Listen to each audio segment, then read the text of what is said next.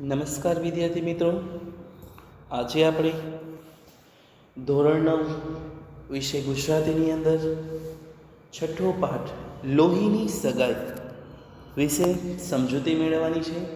સૌપ્રથમ તો આ પાઠનો સાહિત્ય પ્રકાર નવલિકા છે, જેમના લેખક છે ઈશ્વર પેટલીકર, કે જેમને આ સુંદર મજાના પાઠ એટલે કે નવલિકાની રચના કરી છે.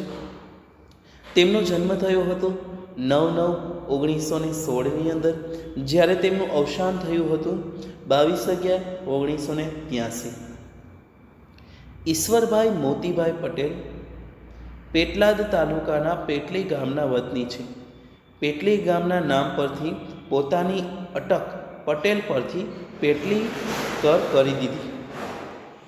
જન્મ ટીપ, પાતાળ કૂવો, કાજળની કોટડી, ધરતીનો અવતાર, કંકુ અને કન્યા, મારી હૈયા સગડી, તરણા ઓથે ડુંગર, યુગના એંધાણ, ઋણાનું સંબંધ, જુજેવરૂપ, સેતુબંધ, અભિજાત, લાક્ષાગૃહ વગેરે તેમની મહત્વની નવલકથાઓ છે.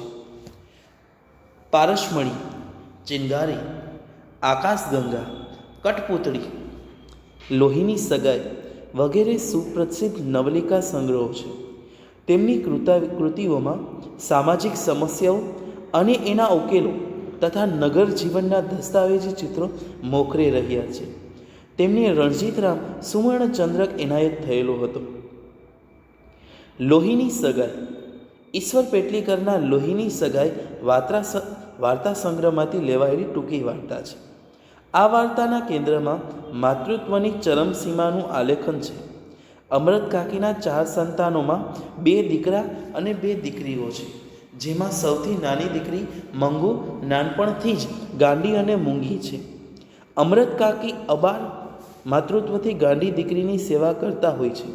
ગામના ઘણા લોકો દીકરીને ગાંડાના દવાખાને મૂકી આવવાની સલાહ આપે છે, પણ અમરત કાકી એ માટે તૈયાર નથી. આમ છતાં ગામની એક ગાંડી થયેલી છોકરી દવાખાનેથી સાજી થઈ પાછી આવે છે. એ જોઈ અમરત કાકી પણ મંગુને દવાખાને મૂકવા તૈયાર થાય છે.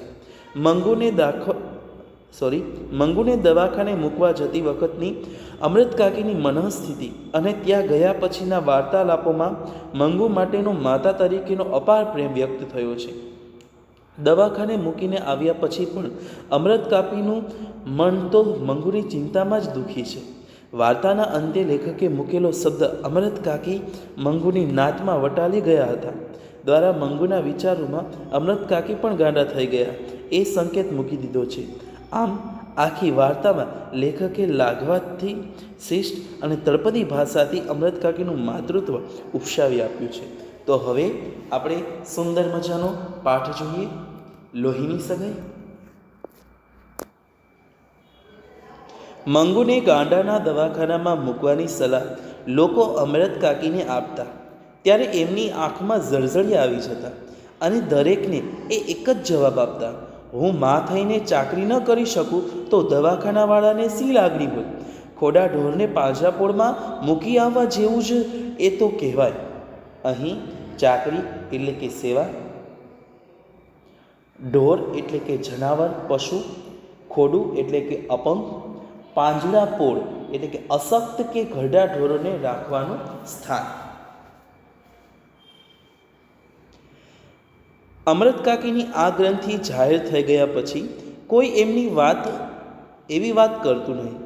જન્મની ગાંડીને મૂંગી દીકરીને એ જે રીતે ઉછેરતા, ચાકરી કરતા અને લાડ લડાવતા એ પ્રત્યક્ષ જોઈ લોકો એમના વખાણ પર કરતા કે આવી રીતે ગાંડી દીકરીને તો અમરત કાકી જ ઉછેરી શકે.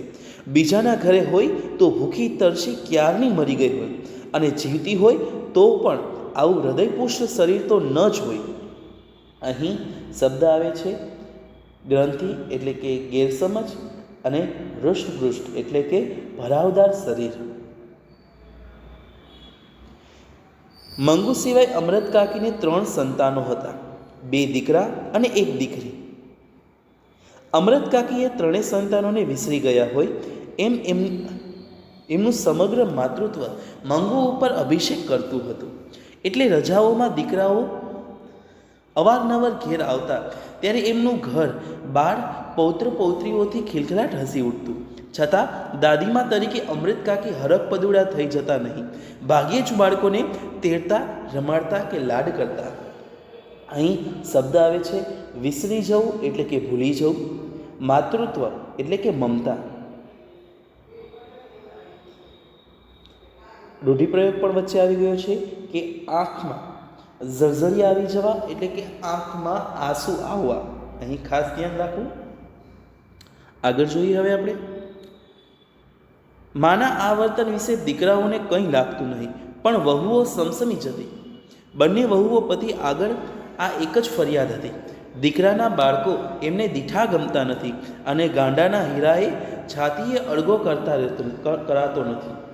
અહીં ભાગ્યે જ એટલે કે ક્યારે જ અભિષેક એટલે કે મસ્ત પર થતી જલધરા, છોડી એટલે કે છોકરી અને દીકરી, ભાન એટલે કે સમજ, લપડા એટલે કે તમાચો ને થપ્પડ. આગળ જતા આ શબ્દ આવશે, તેનું મેં તમને માહિતી આપેલી છે. દીકરી માને મોએ જ સંભળાવી દેતી.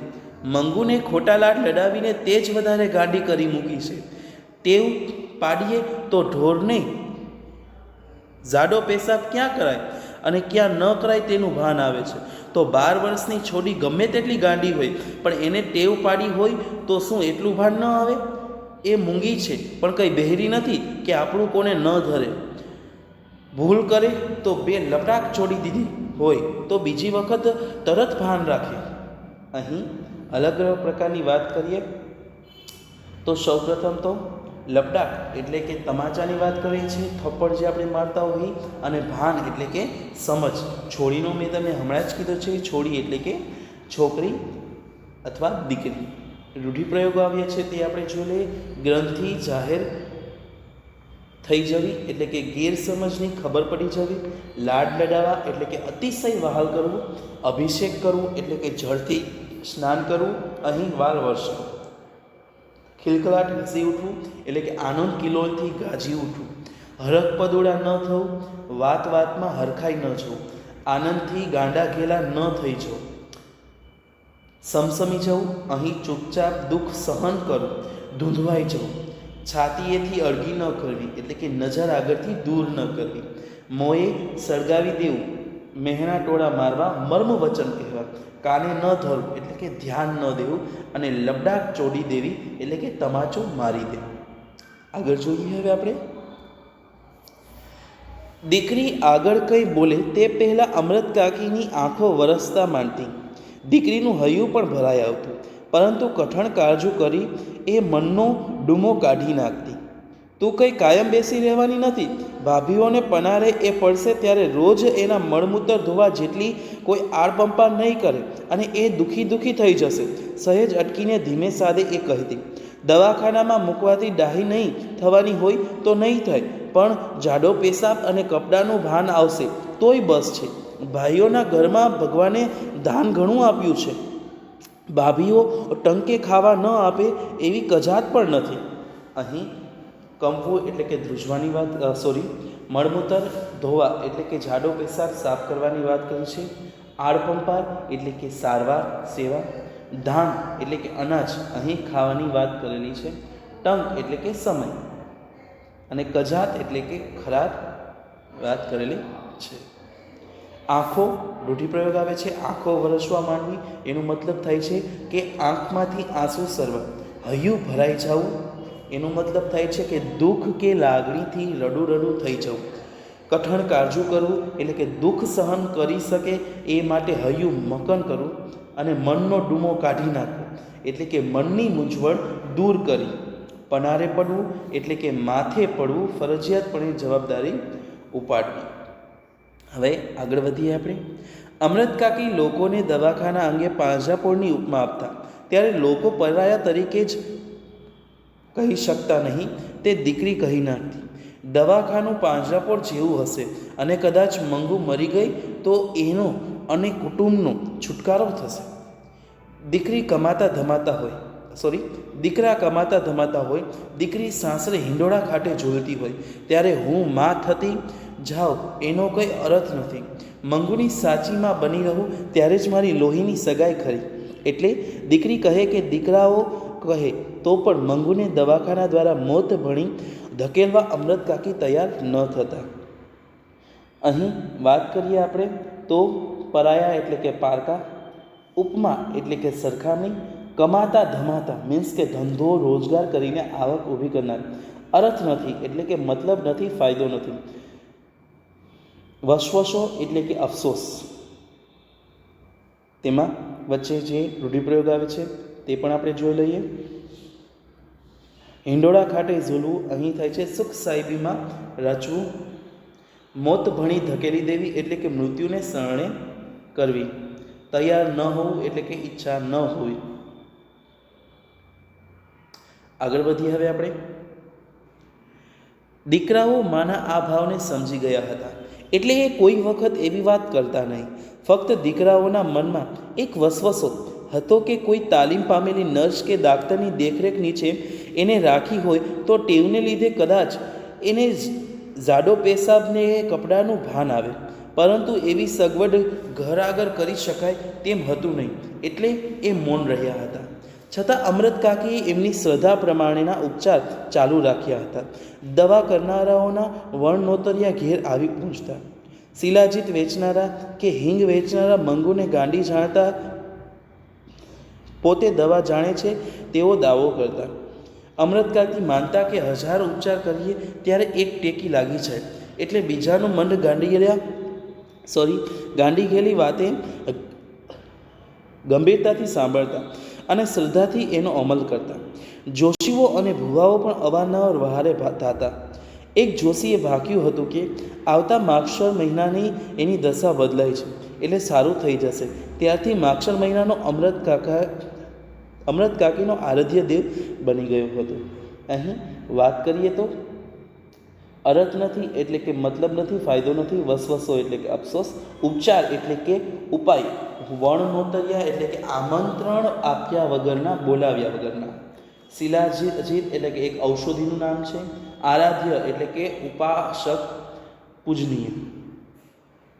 વચ્ચે જે રૂઢિપ્રયોગ આવે છે તે પણ આપણે જોઈ લઈએ. તૈયાર ન હોવું મીન્સ કે ઈચ્છા ન હોવી, ઘર આગળ કરી શકાય તેમ ન હોવું એટલે કે ઘરમાં શક્ય ન હોવું, દાવો કરવો એટલે કે હક રજૂ કરવો, ટેકી લાગી જવી એટલે કે આધાર મળી જવો, વહારે ધાવવું એટલે કે મદદે આવવું, સહાય કરવા, આગળ વધવું. દશા બદલાવી અહીં વાત થાય છે કે જન્મકુંડળીના ગ્રહોની સ્થિતિ બદલાવી. ગળે વાત ઉતરવી એટલે કે મનમાં વાત જલ્દીથી સમજાઈ જવી. આગળ વધીએ હવે આપણે.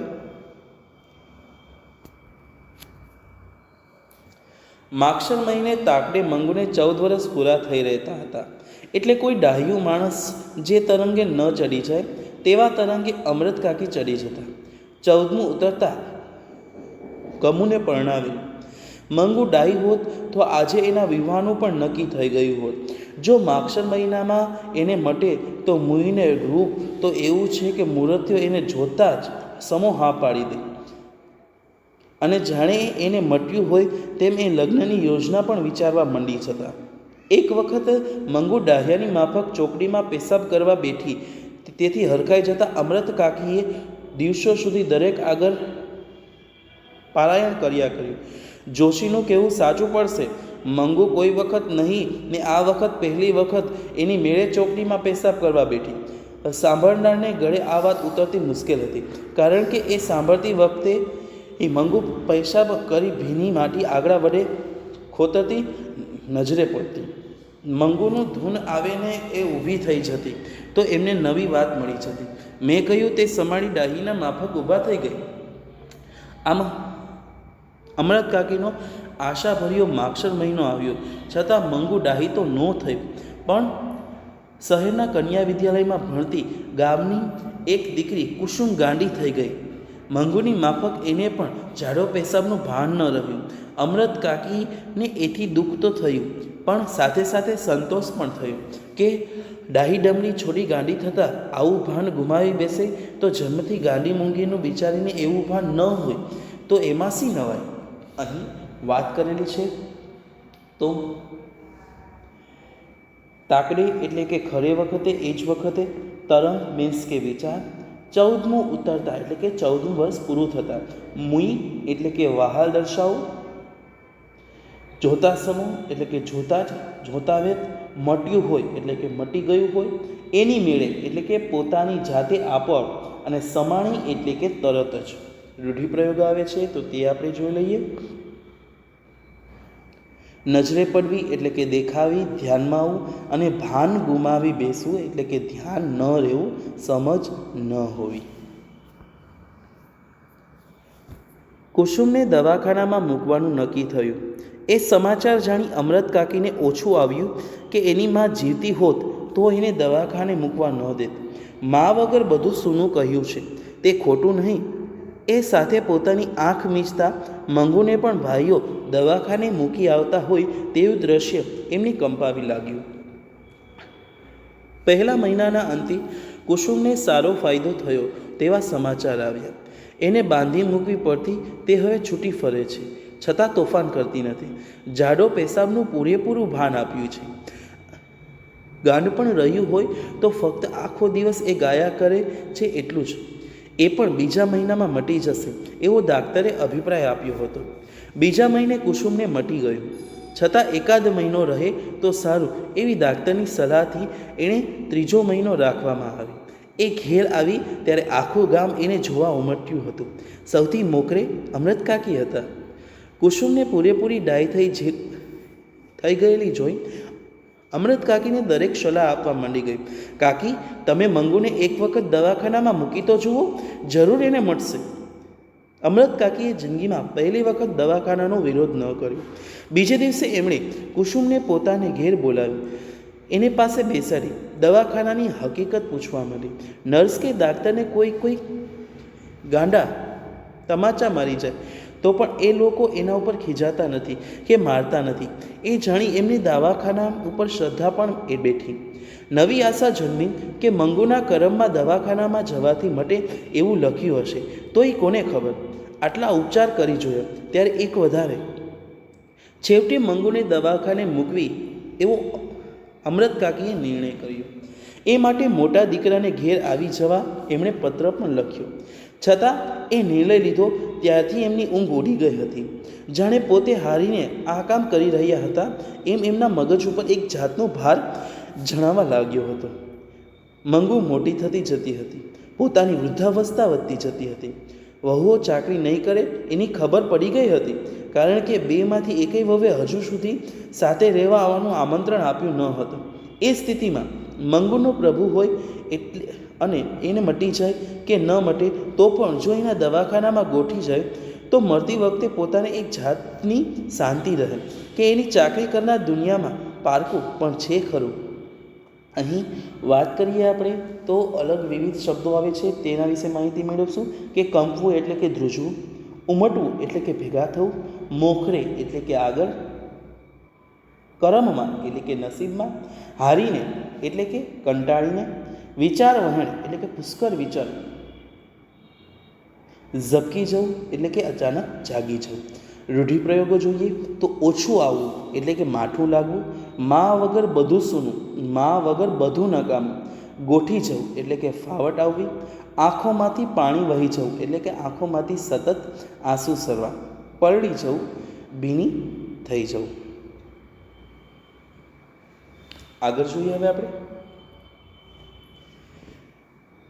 આ વિચારણા સામે અમરત કાકીની આંખોમાંથી એટલું બધું પાણી વહી જતું કે પથારી પલળી જતી. હૈયું પોકારી ઉઠતું. ગમે તે બહાનું ભલે કાઢો, પણ મૂળ વાત એટલી કે તમે દીકરીથી થાક્યા છો. અમરત કાકી ઊંઘમાંથી ઝબકી જતા, બોલી ઉઠતા, શું હું થાકી છું? હૈયું બમણા જોરથી પોકારી ઉઠતું. એકવાર નહીં ને 1000 વાર. અમરત કાકીને થયું પોતે દીકરાને પત્ર લખ્યો તે જ મોટી ભૂલ કરી. એવી સી ઉતાવળ હતી કે શિયાળાની ટાઢમાં એને દવાખાને ધકેલવી પડે. રાતમાં હું એને કેટલાય વખતે ઓઢાડું છું. દવાખાનામાં એમ ઘડીએ ઘડીએ કોઈ ઓઢાડશે?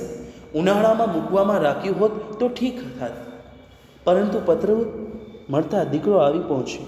દવાખાનામાં દાખલ કરવા મેજિસ્ટ્રેટનો હુકમ પણ મેળવી લીધો. 1 અઠવાડિયામાં જ મંગુને મૂકવા જવાનું આવી પહોંચ્યું. અમૃત કાકીને ખાતરી થઈ ગઈ કે દીકરો ગાંડી બહેનને દવાખાનામાં ધકેલી વેઠ ઉતારવા માંગે છે. એવું ના હોત તો પત્ર મળતા તરત આવી શું કામ પહોંચે? મંગુને મૂકવા જવાનું હતું તે રાતે અમૃત કાકીને બિલકુલ ઊંઘ આવી ન હતી. સવારમાં એક વિચાર એ પણ આવ્યો કે પોતે સાથે ન જાય તો સારું. દવાખાનાવાળા દીકરીને પોતાનાથી છૂટી પાડશે તે સહેવાશે નહીં, પરંતુ દવાખાનામાં કેવી સગવડ છે એ પોતે નજરે જુએ નહીં ત્યાં સુધી ચેન પડે એવું ન હતું. એટલે એ ન છૂટકે જવા તૈયાર તો થયા, પણ મંગુને લઈ ઘરે બહાર નીકળવાનું થયું ત્યારે એમના ઉપર બ્રહ્માંડનો ભાર આવીને ઠલવાઈ ગયો હોય. આંખમાંથી શ્રાવણ ભાદરવો શરૂ થયો. નજર મંગુ ઉપર ચોંટી ગઈ હતી. તે કેમેય ઉખડતી ન હતી. અહીં વાત કરીએ છો નજરે પડવું એટલે કે દેખાવી ધ્યાનમાં આવવું રૂઢિપ્રયોગ છે. ભાન ગુમાવી બેસવું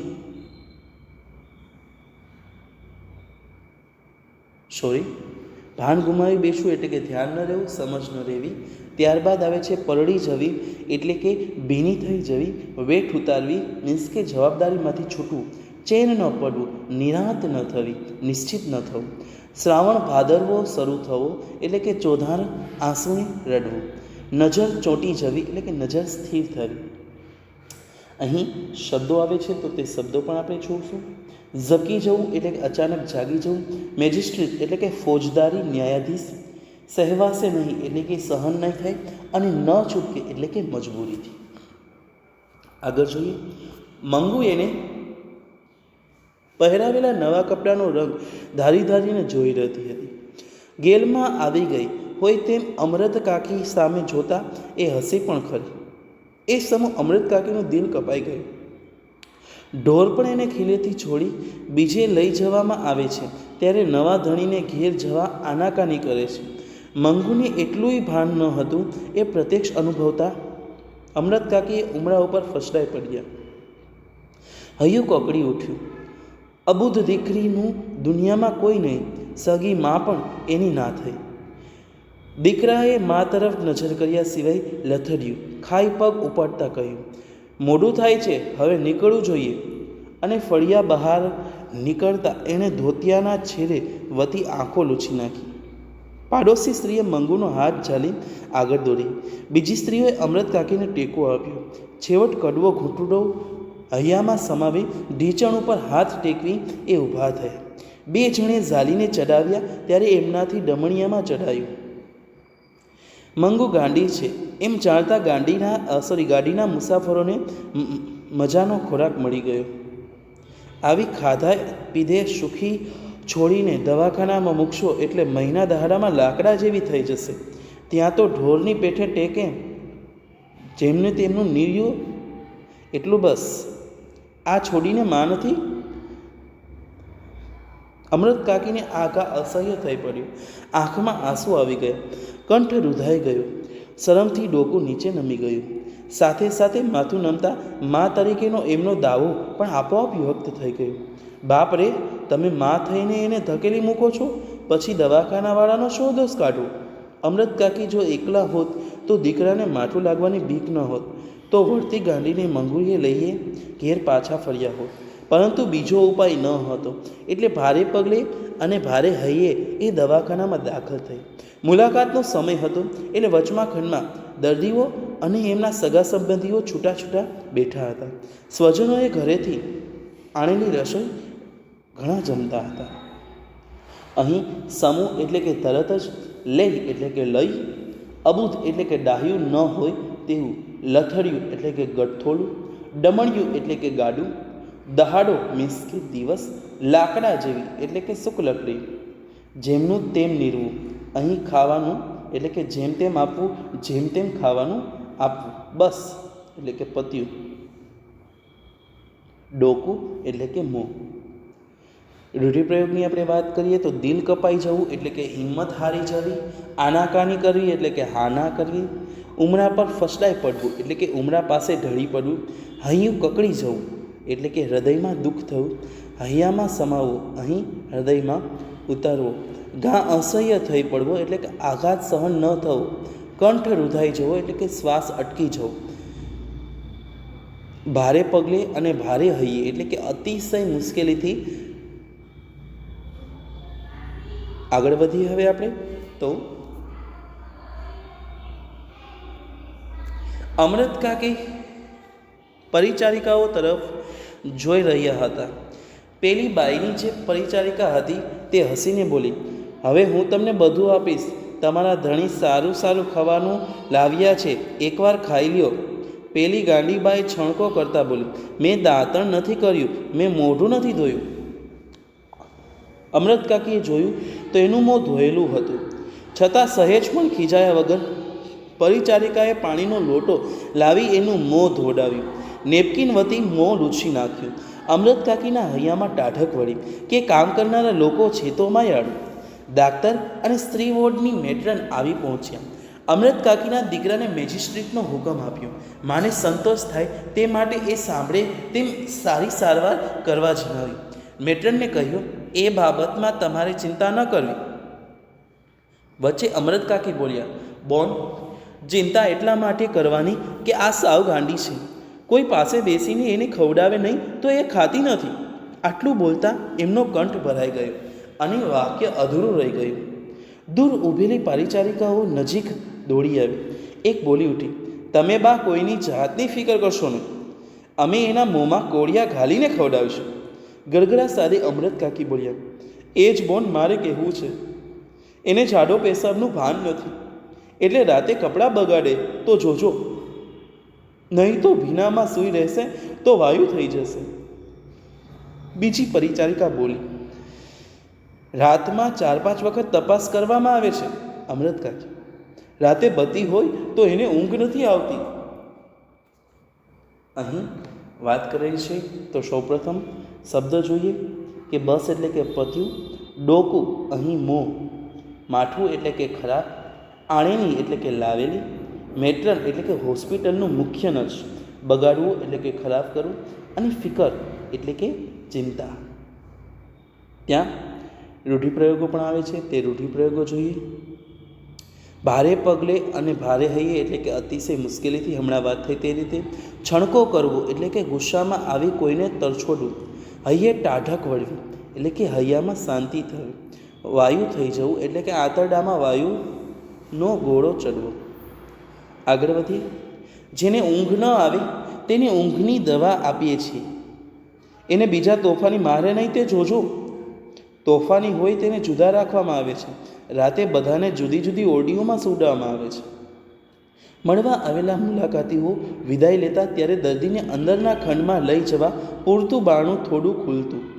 એ તક ઝડપી લઈ અમૃત કાકીની નજર 2-3 વખત અંદર ડોકાઈ રહી હતી. 3-4 સ્ત્રીઓને ફગફગાવતા વાળે અસ્વ્યસ્ત કપડામાં એમણે અંદર ફરતી જોઈ. એકે એમના ભણી નજર કરી છાતી કૂટી અને એવો ડોળો ત્રાસો કર્યો કે એ છડી મળ્યા. એ ઉપરથી એમને અંદરનું રહેઠાણ જોવાનું દિલ થયું.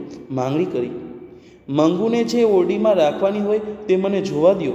મેટ્રને કહ્યું, અંદર કોઈને જોવા જવા દેવાનો કાયદો નથી. ચકડબકડ આંખે આ નવી દુનિયા જોઈ રહેલી મંગુ અમૃત કાકીની શોધમાં લપાઈ. માથે હાથ મૂકી અમૃત કાકી રોજનો વાલસોયો બેટા શબ્દ ઉચ્ચારવા ગયા ત્યાં એમનો શાદ ફાટી ગયો. મરણ પોક જેવી લાંબી પોક મુકાઈ ગઈ. આવું દવાખાનું એ આક્રંદમાં ડૂબી ગયું.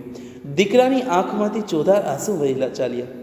આવા રુદનથી ટેવાઈ ગયેલા ડાક્ટર, મેટ્રન અને પરિચારિકાઓના હૈયો પણ ભરાઈ આવ્યા. દિવાલો પણ ધ્રુજી ઉઠી કે આટલું લાગણીભર્યું કોઈ ગાંડાનું સ્વજન આજ સુધી આવ્યું અમે જાણ્યું નથી. એક પરિચારિકા હાથમાંનો રૂમાલ ફરકાવી મંગુનું પોતાનું તરફ ધ્યાન ખેંચી બોલી, લે જોઈએ છે તારે? એ રૂમાલ પકડવા માની છોડ ત્યજી મંગુ એકદમ ઊભી થઈ. થોડો રૂમાલ પકડવા દીધા પછી એનો હાથ પંપાણી. પરિચારિકા મીઠાશભર્યા શબ્દ બોલ્યા, તું મારી પાસે રહીશ ને બહેન? હું તને સારું સારું ખાવાનું આપીશ, નવા નવા કપડાં પહેરાવીશ. મંગુ એના મોં સામે તાકી રહી હતી એટલે એક ક્ષણનો ઉપયોગ કરી લેતા, ચાલ આપું કહીને એનો હાથ પકડી આગળ કરી. પેલું બારણું અધખુલ્લું થઈ મંગુને ગળી ગયું. અહીં વાત કરીએ છીએ કે છાતી કૂટવી એટલે કે પશ્ચાતાપ કરવો, છળી મરવું એટલે કે ડરી જવું, સોડમાં લપાવવું એટલે કે ગોદમાં આશરો લેવો, સાદ ફાટી જવો મીન્સ કે અવાજ તરવાઈ જવો, મોં સામે તાકી રહેવું, એકી ટસે જોઈ રહેવું, ગળી જવું અહીં અંદર લઈ જવું, ડુસકું ભરવું મીન્સ કે રડતા રડતા અવાજ કરો. શબ્દાર્થ જોઈએ આપણે એના તો ચકડ વકર એટલે કે આમ તેમ, મરણપોક એટલે કે મૃત્યુ પામેલાના નજીકના સગાની પોક મૂકવી, આક્રંદ એટલે કે રુદન, આશ્વાસન એટલે કે સાંત્વન. આગળ વધીએ હવે આપણે. મંગુ મંગુ ની કાળજી કંપી જાય તેવી ચીજ અમૃત કાકીએ ફરી નાખી. ડાક્ટરે આશ્વાસન આપતા કહ્યું, ગઢાબા, અને બાજુમાં ઊભેલા દીકરા તરફ આંગળી કરતા જણાવ્યું, આ તમારા દીકરા જેવો મને પણ દીકરો ગણજો. દીકરીની દવાખાનામાં નહીં પણ દીકરાના ઘેર મૂકી જાઓ છો એમ માનજો. આધેડ ઉંમરની બાળવયમાં વિધવા થતાં આ ક્ષેત્રમાં પડેલી મેટ્રનને આશ્વાસન આપતા કહ્યું, આજ સુધી તમે એના એક બા હતા, આજથી હું એક એની નવી બા થઈ છું. અમૃત કાકી ડુસકું ભરતા બોલ્યો, એને મૂંગા ઢોર જેટલું ભાન નથી. મેં એને આજ સુધી મારા અડકી કરી નથી. કુસુમને તમારા દવાખાનામાં મટ્યું એટલે મેં કાળજું કઠણ કરી અને એમનો કંઠ રૂંધાઈ ગયો. મેટન, એ કુસુમ જેવી આ પણ થોડા વખતમાં ડાઈ થઈ જશે. અમૃત કાકીનું ડુસકું સમ્યું, છતાં એમની નજર પેલા બંધ બારણામાં વીંધી મંગુ ઉપર મંડાયેલી હતી. મંગુએ જાણે એમને યાદ દેવડાવી હોય તેમે બોલ્યા, એ લુખો રોટલો ખાતી નથી. સાંજે વાળુમાં રોટલો દૂધમાં ચોળીને આપજો, દૂધ ના હોય તો દાળમાં. અમૃત કાકીના કરુણ આંખ ભરી નજર માંડવાની મેટ્રની શક્તિ લુપ્ત થઈ હોય તેમ એણે નીચી દ્રષ્ટિ રાખી કહ્યું, સારું. અમૃત કાકી, એને દહીં બહુ ભાવે છે. દરરોજ તો ના બને પણ બીજે ત્રીજે દહાડે આપજો. એવું વધારાનું જે ખર્ચ થશે તે અમે આપીશું. જે એની ચાકરી કરતું હશે તેને પણ રાજી કરીશું. અમૃત કાકી એની દીકરી મંગુને મૂકી દવાખાનાની બહાર નીકળ્યા ત્યારે બંનેના મોં ઉપર શોકના વાદળ છવાયેલા હતા. મૂંગા મૂંગા બંને બહાર ઊભાયેલા ઘોડા ઘોડીમાં બેસી વિદાય થયા. અહીં વાત કરીએ તો છણકો કરવો રૂઢિપ્રયોગનો અર્થ થાય છે ગુસ્સામાં આવી કોઈને તરછોડવું, હૈયે ટાઢક વળવી એટલે કે હૈયામાં શાંતિ થઈ. ત્યારબાદ જોઈએ તો કે ડુસકો ભરવું એટલે કે રડતા રડતા અવાજ કરવો, શક્તિ લુપ્ત થઈ જવી, હિંમત ન હોવી. આધેડ શબ્દાર્થનો અર્થ થાય છે પુખ્ત ઉંમરની, બાળવયમાં એટલે કે નાનપણમાં, મંડાયેલી એટલે કે સ્થિર થયેલી, લુખ્ખો એટલે કે સૂકો અહીં ઘી ચોપડિયા વગરનો, અને વાળું એટલે કે રાતનું જમણ. ગાડીના ડબ્બામાં પગ મૂકતા અમૃત કાકીને સાંભળી આવી, દવાખાનામાં સુવા ખાટલો આપતો હશે કે નહીં? મંગુ નીચે સૂઈ રહેલી નથી એટલે જો ખાટલો નહીં હોય તો એને નહીં ફાવે. મનમાં થયું કે જો પોતાને અંદર જોવા જવા દીધી હોત તો આ બધી ભાળવણી કરવાનું રહી ન જાત. ઓરડીમાં ખાટલો ન જુઓત એટલે તરત સાંભળી આવત. દવાખાનામાં કામ કરનારા માયાળુ છે, ભલા છે એવી ખાતરી અમૃત કાકીને થઈ હતી, પરંતુ એમને અંદર જવા દીધા ન હતા એટલે વસવસો રહી ગયો હતો કે આપણને નહીં ગમે તેવું હશે ત્યારે જ અંદર જવા નહીં દીધા હોય. એનો ટેકો આપતા હતો પેલું અધખોલું બારણું, ભૂતની માફક ભમતી ગંદી, જથરવથર અને ભૂખે મરી ગઈ હોય તેવી બિહામણી ગાંડી સ્ત્રીઓ. એ સાથે અમૃત કાકીને મંગુ પોતાને ન જોવાથી રડતી હોય તેવો સાથ સંભળાયો. એમની આંખોમાંથી આંસુ ચાલ્યા. બાજુમાં બેઠેલી સ્ત્રીએ પૂછપરછ કરી, કેમ બહાર આડો છો? કોઈનું મેણું થયું છે? રાત્રે 11:15 વાગે ઘેર આવ્યા ત્યારે એમની વાટ જોતી પાડોશણ જે એમની પિતરાઈ થતી હતી તે જાગતી હતી. એમને માટે એણે રસોઈ કરી રાખી હતી, પરંતુ બંને જણે વારું કરવાની ના પાડી. સ્વજનના મરણનો ઘા તાજો હોય ત્યારે જેમ આગ્રહ કરવાની જીભ ન ઉપડે તેમ પાડોશણ ખેંચતાણ ન કરી શકી. અમૃત કાકીના અંતરમાં એક જ તંબુરો વાગી રહ્યો હતો. મંગુ અત્યારે શું કરતી હશે? પડે પડે એ જ વિચારો એમના હૈયામાં વીંધી રહ્યા હતા. કેટલી ઠંડી છે, કેટલું એને ઓઢાડ્યું હશે. પેશાબ કરી પલાળ્યું હશે તો એની ઘાઘરી અને પાથરણું બદલ્યા હશે. જાણે મંગુ એમના બોલ સાંભળી હોય તેમ એ બબડ્યા, બેટા પેશાબ ન કરતી, ઓઢાડેલું કાઢી ન નાખતી. આ શબ્દો સૂતી વખતે એ કાયમ ઉચ્ચારતા, છતાં મંગુ એનો અમલ કરતી નહીં. રાતે એણે પેશાબ કર્યો હોય તો એની ઘાઘરી અને પથારી એ બદલી નાખતા. મંગુ મોટી થઈ જતા પોતાની ભેગી એને સુવડાવતા, જેથી એ પેશાબ કરે તો પોતાના તરત ખબર પડે, જાગી જાય અને એની ભીનામાં સૂઈ રહેવું ન પડે. અહીં જીભ ન ઉપડવી એટલે કે બોલવાની હિંમત ન થવી, સાથ સાંભળવો એટલે કે બૂમ સાંભળવી, અવાજ સાંભળવો. સરદાર જોઈએ તો ભાણવણી એટલે કે ભલામણ ધ્યાનમાં રાખવા કહેવું, જુવત એટલે કે જોત, ટેકો એટલે કે સમર્થન, અધખોલું એટલે કે અડધું ખુલ્લું, જથરવથર એટલે કે લગર વખર, વેર વિખેર, બિહામણી એટલે કે ડરામણી, વાટ એટલે કે રાહ. આગળ વધીએ. અમૃત કાકીને પોતાને પણ એના વગર પથારી સૂની સૂની લાગતી હતી. મનમાં થયું, મારા ભેગી સુવા ટેવાઈ ગયેલી, એને ઊંઘ આવી જશે. એ સાથે એની આંખો બાહરી બની પોતાને શોધતી હોય તેમ એમને દેખાયું. એમણે ઈસ ઉપર કપાળ કૂટ્યું. હું મા થઈને એને દવાખાને હડસેલીને આવતી રહી. એમનાથી ડુસકો ભરાઈ ગયો. બહારના ખંડમાં સૂતેલા દીકરાને પણ ઊંઘ આવી ન હતી. મા કરતાં એને સોમા ભાગની મંગુ સાથે માયા ન હતી, છતાં એની છાતી ઉપર પણ વેદનાના કાળમીટ પથ્થર મુકાઈ ગયા હતા. માના ડુસકા સાથે એની આંખમાંથી પણ આંસુ વહેવા લાગ્યા. પોતાને આટલી વેદના થાય છે તો માને શું શું થતું હશે? વેદના માના હૈયાનું માંસ કેવી ક્રૂર રીતે ચૂથી રહી હતી તેનો સાક્ષાત્કાર જીવનમાં પહેલી વખત દીકરાને થયો. એનું હૈયું પોકારી ઉઠ્યું, માનું આ દુઃખ કોઈ ઉપાય ટાળવું જોઈએ. દીકરો થઈને આટલું હું ન કરી શકું તો મારું જીવતણ ધૂળે છે. એ સાથે એના અંતરે પ્રતિજ્ઞા કરી, હું મંગુને જીવતા સુધી સારી રીતે પાળીશ. વહુ એના મળમૂત્ર ધોવા તૈયાર નહીં હોય તો હું ધોઈશ. એ સાથે વેદનાનો કાળમીટ પથ્થર એની છાતી ઉપરથી ખસી ગયો. અમૃત કાકીએ બીજું ડુસકું ભર્યું હોત તો દીકરાએ તે ઘડી જ એમને પોતાની પ્રતિજ્ઞા જણાવી શાંત પાડ્યા હોત, પરંતુ એ ઝંપી ગયેલા લાગ્યા. એટલે હવે સવારે વાત એમ માની દીકરાને ઊંઘવા આંખ મીચી અને થોડી વારમાં એની આંખ મળી ગઈ. વહેલી પરોઢે ઘંટડીનો અને વલોણાનો મધુર અવાજ ગામમાં ગુંજી રહ્યો હતો. ત્યારે ગામમાં આંખાને વીંધી નાખે એવી ચીસાચીસ અમૃત કાકે કર્યું, દાજો રે દાજો, મારી મંગુને મારી નાખી રે. દીકરો ખાટલામાંથી ઉછળી પડ્યો. પાડોશી દોડી આવ્યા. ઘંટીઓ અને વલોણા થંભી ગયા. જેણે સાંભળ્યું તે ધાઈ આવ્યા અને આવ્યા તેવા હબકી ગયા. અમૃત કાકી મંગુની નાતમાં વટલાઈ ગયા હતા. અહીં વાત કરીએ તો બહાવરી એટલે કે વ્યાકુળ થવું, ઈસ એટલે કે ખાટલાની બંને તરફનો ઊભો દાંડો, હડસેલવું એટલે કે ધકેલી દેવું, વેદના એટલે કે પીડા, વલોણું એટલે કે દહીં વલોવાનું સાધન. તો અહીં આ લોહીની સગાઈની વાત કરેલી છે કે માતૃત્વ પ્રેમ કોને કહી શકાય.